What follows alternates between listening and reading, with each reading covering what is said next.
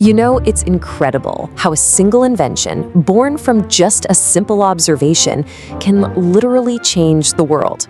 This is the story of how a tiny weaving company in rural Japan grew into a global automotive empire.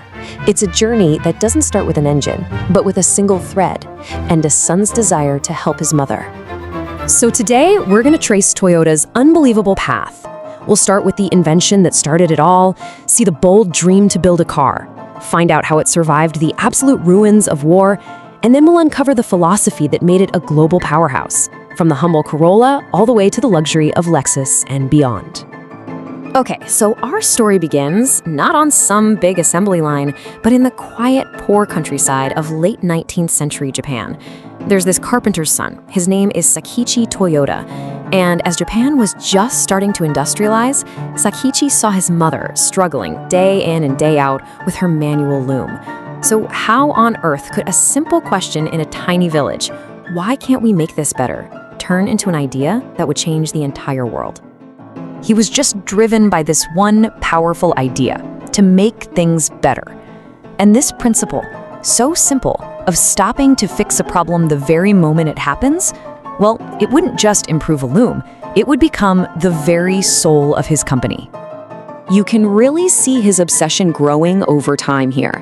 He went from making simple improvements to inventing Japan's first ever power loom. And then, the big one, in 1924, he perfects the Type G automatic loom. This thing was so advanced, it would automatically stop itself if a single thread broke. It was a revolutionary idea, and it definitely caught the eye of the world's biggest textile companies.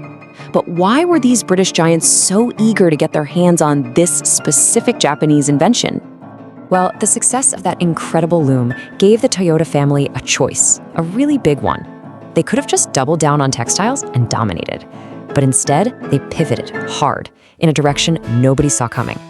So why would a family at the very top of their game in the weaving industry decide to risk everything on a completely new automotive dream? 100,000 pounds. In 1929, this was an absolute fortune. Sakichi took that money, he gave it to his son, Kiichiro, and he had one single audacious instruction: use it to build Japan's first automobile. So Kiichiro travels to America. He sees the huge, incredible scale of Detroit's factories. But he knew, deep down, that Japan couldn't just copy that model. It was a total clash of visions. Instead of just pure mass production, Kiichiro believed that a nation must build its own automobiles. He had to create a uniquely Japanese approach, one that was built for a country that desperately needed its own cars. So the question was, would the Toyota family really risk their entire fortune on a completely unknown industry?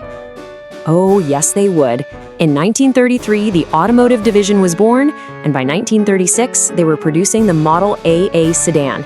And it was really a clever combination of the world's best automotive ideas all rolled into one.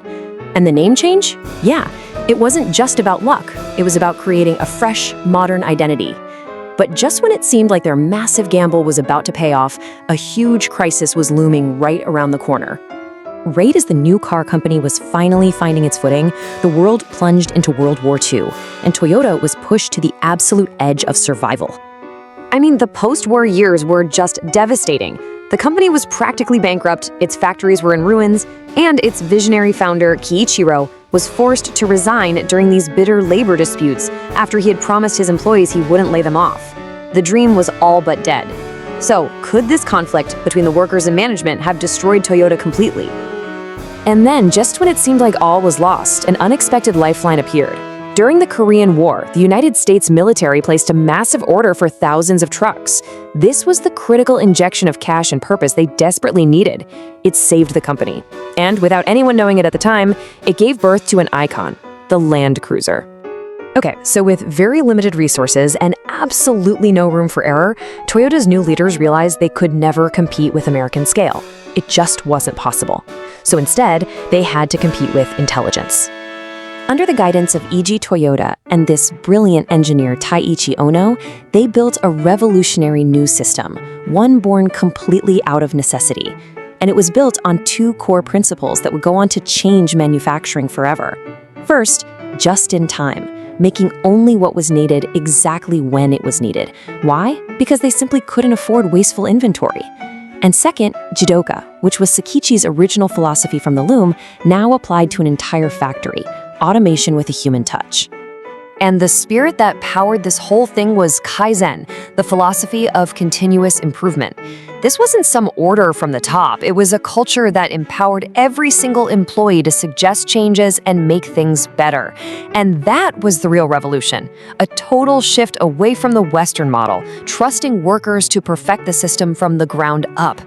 So how could a small company, armed with this totally new way of thinking, possibly compete with the giants of the world? Armed with its new ultra-efficient production system, its secret weapon, really, Toyota was finally ready to introduce a car that perfectly met the needs of a changing world. Look, the Corolla wasn't the fastest car on the road. It wasn't the most stylish either, but it offered something that was truly revolutionary for its price. Quality, dependability, and incredible value, all wrapped up in one simple package. And then, boom, the 1973 oil crisis hit. Gas prices went through the roof, and suddenly the entire world wanted exactly what Toyota was building, a small, fuel-efficient car. This chart says it all. While Detroit's big gas guzzlers were just sitting on dealer lots, Corollas were absolutely flying out. The Corolla's success was just staggering. We're talking more than 50 million sold to this day. By 1997, it had officially passed the Volkswagen Beetle as the most sold car of all time. So with this incredible success, was Toyota finally ready to conquer the entire world? So, after mastering efficiency and reliability, Toyota set its sights on brand new challenges. Everything from taking on the world's most prestigious luxury brands to defining the very future of the automobile itself. And their history of innovation just kept on rolling. Back in the 80s, they had this secret F1 project, which led to the 1999 Lexus LS 400, a car that totally shocked the luxury market with its obsessive engineering. Then, in '97, the Prius introduced the entire world to the hybrid. So, after these incredible achievements, what bold new goal would Toyota possibly pursue next? Well, they would pursue scale. From that tiny Loom company in rural Japan, Toyota has grown into an undisputed global behemoth, the largest automaker in the world. But when you look at this massive structure, you really have to wonder, could its roots possibly still lie in that simple weaving machine from over a century ago? And the answer is a resounding yes. That principle of Jidoka, of stopping to fix a problem the second it appears, is more relevant today than ever, in a world full of complex software and autonomous systems. It's a philosophy that began with a single broken thread, and now it shapes the future of how we all move.